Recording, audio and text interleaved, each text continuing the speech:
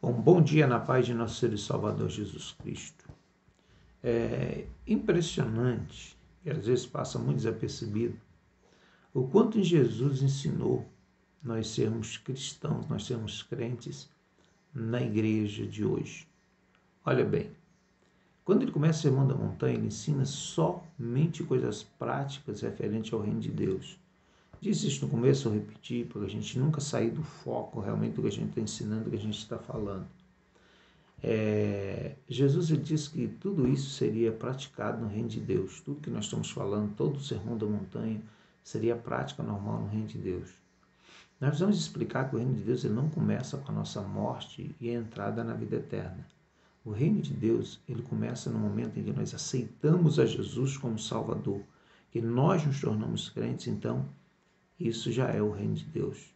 Nós falamos aqui sobre muitos assuntos já e vamos continuar falando. Eu quero ler aqui Mateus capítulo 6, versículo 16, que fala de mais uma prática muito importante da vida dos crentes, que está ficando esquecida, muito pouco orientada e muito pouco usada. Diz assim: quando jejuardes, não vos mostreis contristados como os hipócritas, pois desfiguram o rosto para parecer aos homens que jejuam. Em verdade vos digo que já receberam a sua recompensa. Tu, porém, quando jejuares, unge a tua cabeça, lava o teu rosto, para não pareceres aos homens que jejuas, mas a teu Pai que está em secreto, e teu Pai que vem em secreto te recompensará. Uma prática muito esquecida no meio cristão, nos dias atuais, é a prática do jejum. Se a oração já está ficando esquecida pelos crentes, pelos cristãos, imagina o jejum, que é muito pouco difundido, porque nós ainda podemos dizer que nós temos um momento de oração, que nós fazemos um acampamento de oração, que nós fazemos um retiro e tal, para orar. Mas ninguém fala que tem um culto de jejum, ninguém fala que tem um retiro de jejum, ninguém fala que tem um momento de jejum, ninguém fala isso, porque não é prático. O jejum ele é muito pessoal, o jejum ele é muito individual, ele é muito da pessoa. E nós deveríamos voltar a praticar o jejum na nossa vida. Nós deveríamos ter por hábito jejuar todas as semanas. Não ser como o fariseu que chegou diante de Jesus e disse: Senhor, eu jejuo 2 vezes por semana, eu oro, eu entrego meus dízimos. Eu não sou como esse publicano aí, que não faz nada disso. Aquilo não era a intenção do jejum. Primeiro queremos observar o seguinte: a Bíblia diz que quando nós jejuarmos, que isso seja sigiloso, que isso não precise ser transposto e transparecido às pessoas que estão ao nosso redor. Existem pessoas que elas jejuam simplesmente no propósito de serem vistas pelos homens, de serem consideradas pelos homens como pessoas justas, pessoas mais crentes. Porque alguém pode dizer: lá vai um crente bom, porque aquele crente jejuma, aquele crente ora, a crente faz isso. Não é para isso que Deus criou a oração, não é para isso que Deus criou o jejum. Nós vamos praticar o jejum. Mas o jejum ele não é feito para os homens, o jejum ele é feito para Deus, o jejum ele não é feito para que as pessoas nos aplaudam por ele. Não, o jejum ele é feito para que Deus olhe para nós e receba realmente o nosso amor dentro dessa prática. Muito cuidado, porque enganoso é o coração do homem, muito enganoso é o nosso coração. E às vezes nós não percebemos e não entendemos que o nosso coração está nos enganando, nós mesmos estamos tentando nos enganar. Todas as vezes que nós queremos ser apreciados pelos homens, elogiados pelos homens, nós estamos sendo iludidos pelo nosso coração, porque não é isso a vida cristã. A vida cristã não é para que as pessoas nos aplaudam. A vida cristã é para que nós possamos agradar a Deus com as nossas atitudes e com aquilo que nós fazemos. O jejum ele faz parte do reino de Deus. Os fariseus jejuavam. E uma certa vez eles reclamaram, dizendo assim: olha, por que nós jejuamos? Os discípulos de João Batista jejuam e os teus discípulos não jejuam. Eles estão sempre comendo. Jesus disse: olha, enquanto eles estão comigo, enquanto eu estou com eles não têm necessidade de jejuar. Jejuar é busca, é procura. Jesus estava ali presente com eles, eles estavam convivendo com eles. Ele falou assim: olha, mas um dia eu serei tirado deles. E quando eu for tirado deles, então eles jejuarão. Eles também precisaram jejuar. Porque os discípulos de João, eles buscavam aquele que não estava presente com eles. Os fariseus jejuavam e buscavam um Deus que estava muito distante deles. Mas os discípulos de Jesus tinham Jesus ao seu lado. Jesus estava com ele, falando com eles, vivendo com eles, convivendo com eles. Olha bem, eu quero mostrar para você a importância do jejum. O jejum, para muitas pessoas, é um sacrifício. Alguém fala, vou fazer um sacrifício. Eu não vejo no jejum uma forma de sacrifício. Porque a Bíblia diz que o sacrifício que tem peso, realmente no tempo do Novo Testamento, no tempo do Reino de Deus, é o sacrifício de Cristo. O sacrifício de Jesus, ele abriu as portas para nós em todos os sentidos. O livro de Hebreus diz que nós podemos entrar diante do Santo dos Santos, que é um símbolo da presença de Deus, através de um novo e vivo caminho que nos foi consagrado pela cruz de Jesus, o sacrifício dele. A Bíblia diz que nós podemos oferecer a Deus sem sacrifício de louvor. Por que sacrifício de louvor? Porque para louvar a Deus nós precisamos sacrificar o nosso tempo, precisamos sacrificar, ter esforço para fazermos isso. Isso nos leva muito a pensar na importância de nós congregarmos e participarmos dos cultos das igrejas.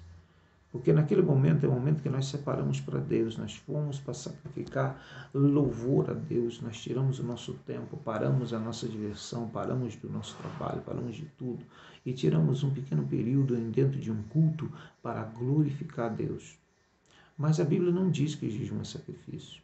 Eu prefiro olhar o jejum como uma oferta e um momento de consagração a Deus. Olha bem, no capítulo 58, se não me engano, Isaías fala assim, do jejum que Deus não recebe.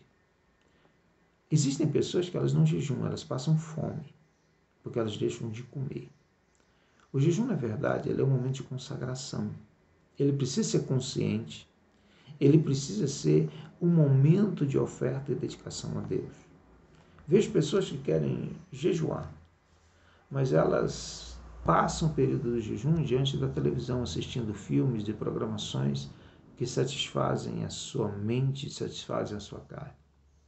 Vejo pessoas que querem jejuar, mas no período do jejum elas passam conectadas no WhatsApp, no Facebook, nas redes sociais e deleitando-se naquilo que elas fazem naturalmente todos os dias da sua vida. Eu vejo pessoas que querem jejuar, mas elas não conseguem deixar de executar todo o seu trabalho, todas as suas funções e fazer tudo aquilo que depende, aquilo que serve para a sua carne. Eu quero lhe dizer uma coisa. Na verdade, o jejum não é sacrifício, o jejum é um tipo de consagração a Deus. E para essa consagração ela ter um efeito real e total, é necessário que a gente separe um momento realmente para nós servirmos a Deus. Não adianta passar fome para Jesus, adianta jejuar. Então vou te dar um conselho. Se você tirar o dia para jejuar, desligue a TV, desligue o celular, desligue de tudo aquilo que é prazer para o teu corpo e a tua carne. Jesus chegou a dizer, Paulo chega a dizer isso lá na frente, nas suas cartas, que quando fordes dedicados à oração, que o homem e a mulher devem se afastar do contato da sexualidade, do contato sexual. Por quê? Porque está falando de consagração, não está falando simplesmente de um momento de oração. A vida íntima de um casal, decentemente casado, honestamente casados, isso não interrompe a oração de ninguém. Mas ele está falando de consagração, ele está falando de um momento em que nós separamos para Deus. Então, o jejum, para ter um efeito, não é passar fome, é consagração, é oferta. Deixa eu tentar te explicar. Quais as maiores necessidades que nós temos no nosso corpo? Dormir e alimentar, comer e beber.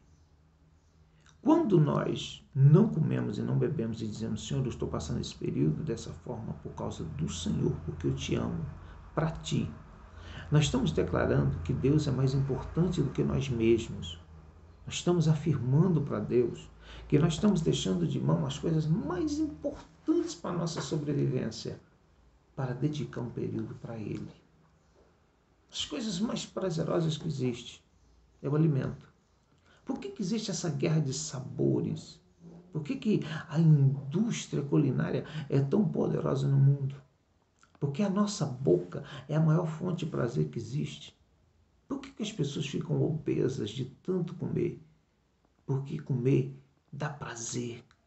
Você já tomou água quando você está com muita sede? O tanto que é prazeroso tomar água, beber água quando nós estamos com sede? É porque tudo isso dá prazer e é físico. Quando nós deixamos por um período, é claro, um período consciente, inteligente, não com os absurdos e com o fanatismo, mas que nós tiramos um período para jejuar, que nós vamos nos abster de comida, nos abster de água. Olha bem, nós estamos dizendo para Deus que nós o amamos mais do que a nós mesmos.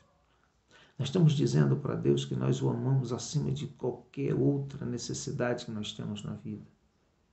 Nós precisamos voltar à prática do jejum. Mas olha o jejum como uma consagração. Olha o jejum como um período separado para Deus. Se não dá para entrar para o quarto, passar em jejum o período, porque nós, infelizmente, somos hoje livres, mas somos escravos do trabalho, escravos da correria da vida, pelo menos que você jejune, que você tire o seu momento, mas que você se desligue daquilo que produz prazer na sua carne, que produz elevos da tua carne. Deixe de comer, você estará jejuando. Deixe de beber, você estará jejuando. Mas primeiro oferece isso a Deus. Que isso não aconteça por acaso. Mas saiba de uma coisa. A TV tem que ser desligada. As redes sociais precisam ser desligadas no período que nós estamos dedicando a Deus. Eu acho incrível o número de celulares que nós encontramos nos nossos cultos. Nós fomos para a igreja para consagrar o nosso culto a Deus.